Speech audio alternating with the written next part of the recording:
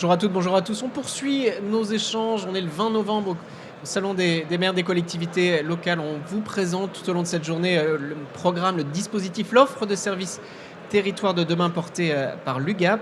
Le sujet de notre échange, adapter les infrastructures existantes aux nouvelles mobilités. Quelle question des flux des mobilités douces? On en parle avec mes trois invités. Sophie Zawi, bonjour. Bonjour. Très heureux de vous donner la parole. Responsable marché territoire de demain chez CAP. CAP Merci. Gemini. À vos côtés, Ludovic Cohen, bonjour. Bonjour. Très heureux également de vous accueillir, directeur général adjoint de Fareco. Et Frédéric Fabre, bonjour. Bonjour. Vous êtes directeur du département mobilité au CEREMA. Pour lancer la discussion, je me tourne vers vous, Sophie Zawi. Vous intervenez donc sur le champ des mobilités. Est-ce que vous pouvez nous expliquer les enjeux, les attentes pour les maires qui nous regardent, pour les élus, à partir d'un cas d'usage, comme on dit, très illustratif de votre action? Oui, tout à fait. Alors, les premiers enjeux d'un élu pour son territoire, c'est tout d'abord de réduire l'impact carbone, de réduire ses coûts, parce qu'on sait qu'aujourd'hui, les maires sont confrontés à des réductions budgétaires importantes, sans négliger la sécurité et tout en répondant aux besoins de ses usagers. Donc, nos experts chez Capgemini Mobilité travaillent sur des solutions digitales qui favorisent le déploiement de l'automatisation des transports, c'est-à-dire les véhicules autonomes, tout en ayant la volonté de réduire l'autosolisme, c'est-à-dire le fait d'occuper seul une voiture.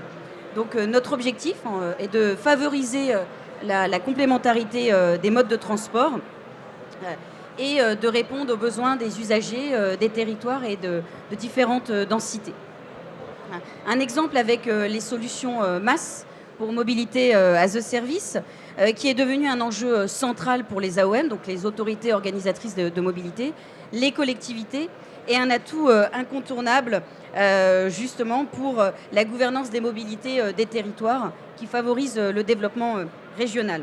Donc concrètement, pour Île-de-France Mobilité, nos équipes sont intervenues pour améliorer les capacités de transport des voyageurs grâce à des services utiles et innovants. Et donc, la plateforme existante Via Navigo, que tout le monde connaît, a été enrichie par de nouveaux services, justement, qui facilitent le guidage piéton, les solutions de billettique et une information plus lisible. Et dans le cadre de Territoire de demain, nous nous sommes rapprochés de la société Fareco, qui est à mes côtés, qui a justement des solutions technologiques qui s'intègrent parfaitement dans des solutions MaaS, avec, par exemple, des solutions de covoiturage. Qu'on va évoquer avec vous. Le lien est tout trouvé, des solutions techniques aux collectivités sur les mobilités. Expliquez-nous comment vous intervenez, là encore, avec, si vous voulez bien, quelques exemples précis. Alors, je vais vous donner un exemple précis concernant justement le covoiturage dont parlait Sophie à l'instant. Nous avons développé un système très innovant de détection pour le covoiturage, détection à base d'un système de comptage par des caméras intelligentes du nombre de passagers dans un véhicule. Et concrètement, ce système a été mis en place sur le boulevard périphérique pour la ville de Paris. Alors, il faut savoir quand même que, je ne sais pas si tout le monde sait, mais les émissions de gaz à effet de serre, les transports représentent 30%, un peu de ce volume. Et dans ces 30%, le véhicule particulier, c'est plus de la moitié, c'est plus de 50% des émissions de gaz à effet de serre. Donc ça veut dire que, sachant qu'une voiture transporte en moyenne, je ne sais pas si vous savez, mais 1,5 personnes seulement par voiture, vous imaginez? Donc imaginez le levier que représente le fait de mettre plus de personnes dans une voiture pour la décarbonation. Voilà. Donc dans le cadre du périphérique, tout le monde est au courant des Jeux Olympiques cet été. Tous ceux qui sont passés par Paris, les Parisiens bien sûr, mais les autres, pas que, ont constaté qu'il y avait une voie réservée pour les Jeux Olympiques. C'est-à-dire que la voie gauche était réservée. On pouvait rouler un peu plus vite que sur les autres voies quand c'était bouché. Et donc, en héritage de cette... donc nous avons mis en place notre système, mais en héritage de cette voie réservée, la voie réservée, en 2025, sera mise en place pour le covoiturage. C'est-à-dire que vous ne pourrez emprunter cette voie gauche, alors que les autres voies peuvent être un petit peu congestionnées, que si vous êtes au moins 2 personnes. Voilà. Et c'est notre système de contrôle qui fera en sorte que le respect de cette voie soit effectif. Parce que s'il n'y a pas de contrôle, malheureusement... les gens ne sont pas forcément disciplinés, il n'y a pas forcément de respect. Voilà. Sur les JO, c'était 135 € d'amende de mémoire si on l'utilisait sans justification. Vous l'avez peut-être vécu, je ne sais pas. Absolument pas. D'accord.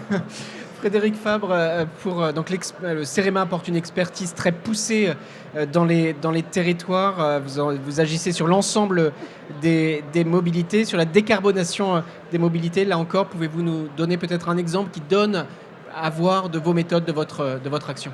Oui, je vais essayer de vous donner quelques exemples qui, je l'espère, permettront aux personnes qui nous suivent de comprendre l'expertise que peut proposer le CEREMA.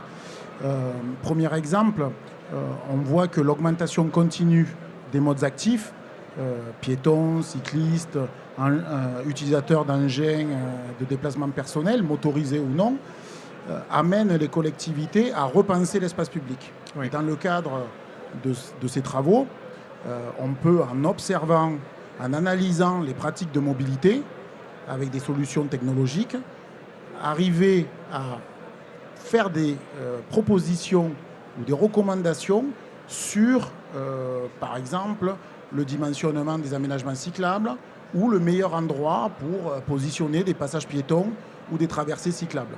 Voilà. Autre exemple, on sait que pour décarboner les mobilités, le développement des modes actifs, le report modal sont des éléments importants. Pour y arriver, un des leviers, c'est d'apaiser la ville. Oui. Pour apaiser la ville, on peut totalement, en mesurant les flux de trafic, en mesurant les vitesses pratiquées, en analysant le comportement encore avec des solutions technologiques, arriver à expertiser ou placer, par exemple, des aménagements de sécurité, ce qu'on a fait dans certaines collectivités, ou alors faire des adaptations pour, par exemple, faire des adaptations de schémas de circulation, des plans de circulation qui sont un élément important dans la décarbonation des mobilités. Donc on voit, vos expertises sont poussées, vos solutions sont très abouties, très pertinent pour les maires, les décideurs territoriaux qui nous regardent. Deuxième et dernière question à tous les trois pour justement, en vous adressant aux maires, aux décideurs territoriaux, nous expliquer vos méthodes, la manière dont vous accompagnez les élus qui ne sont pas livrés à eux-mêmes, si je puis dire, avec vos solutions. Votre accompagnement est poussé de bout en bout des projets, c'est bien cela, Sophie Zaoui? Oui, effectivement, vous avez parfaitement résumé. En fait, dans l'exemple que je vous ai partagé tout à l'heure sur Île-de-France Mobilité, notre offre de valeur repose sur un service offrant aux utilisateurs un panel complet de solutions de mobilité à l'échelle régionale, avec une expérience de bout en bout, de la planification du trajet jusqu'au paiement. Et donc, ce travail n'est réalisable qu'avec une profonde co-construction de la feuille de route qui est spécifique au territoire avec les équipes de l'autorité publique de transport. Le MAS, en fait, agit comme un outil de tour de contrôle qui permet à l'AON d'agir concrètement sur l'offre et la demande de services pour accompagner les politiques publiques de mobilité. J'ajouterai que nos équipes mobilité ont également une expertise dans la conduite du changement qui permet en fait de sécuriser l'adoption des plateformes MAS et de faciliter leur acculturation auprès des directions métiers. On fait du sur-mesure en intégrant l'historique et également on prend en compte les contraintes du territoire en mettant en place des personas.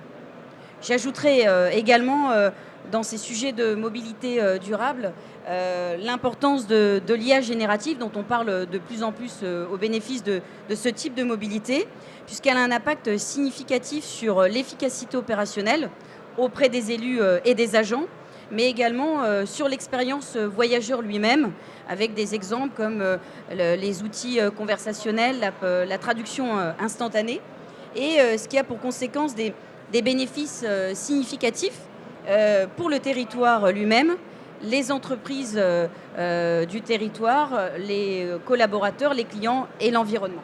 Merci beaucoup Ludovic Cohen. Même question sur les accompagnements opérationnels que vous proposez. Je vais reprendre un terme employé par Sophie qui est la co-construction. Je dirais qu'il faut travailler ensemble avec les collectivités. Alors nous, on travaille beaucoup avec les services techniques, avec les experts. Mais ils ne sont pas experts dans tous les domaines et c'est vrai qu'avec ces innovations, c'est pas facile de suivre techniquement. Donc on a un vrai accompagnement. il y a un besoin qui est exprimé et dont on doit apporter des solutions et la technologie n'est pas toujours simple à suivre et à comprendre et donc nous adapter à leurs besoins. Voilà. Merci beaucoup. À vous, le mot de la fin, Frédéric Fabre, plus qu'un mot si vous voulez bien, sur ces accompagnements opérationnels, concrets pour nos décideurs territoriaux. Sans vouloir paraphraser ce qui vient d'être dit, le CEREMA apporte aussi un accompagnement sur mesure, une approche co-construite, basée sur vraiment adaptée aux besoins des collectivités. Alors, ce qui peut nous différencier, c'est que déjà, on essaye d'être sur les usages existants, mais aussi sur un côté prospectif. On essaye de regarder un petit peu ce qui va se passer demain. Et puis, on a un statut d'établissement public. En tant qu'établissement public, nous, on ne va pas être sur on va pas apporter une solution technologique, mais accompagner les collectivités à développer une solution qui pourrait exister sur le marché, apporter une expertise amont, sur des évaluations aussi. Et puis, encore une autre particularité de notre statut d'établissement public, c'est que nous avons vraiment une mission de service public de diffusion des connaissances, de diffusion du savoir. Et donc, nous portons une attention très particulière sur toutes les évaluations qu'on peut faire de nos solutions pour permettre d'apporter une cohérence, une fiabilité au retour qu'on peut faire pour le bien commun et de faire progresser l'ensemble des acteurs sur les enjeux de société liés à l'adaptation au changement climatique. Merci beaucoup à tous les trois. C'était une déclinaison, adapter les infrastructures existantes aux nouvelles mobilités, déclinaison du territoire de demain que nous présentons tout au long de cette journée du 20 novembre. Merci à tous les trois. Nos échanges se poursuivent ici, Hall 2.2, espace de l'UGAP. Venez nous trouver pour échanger en présentiel, en distanciel. Nous sommes à votre écoute. À très vite.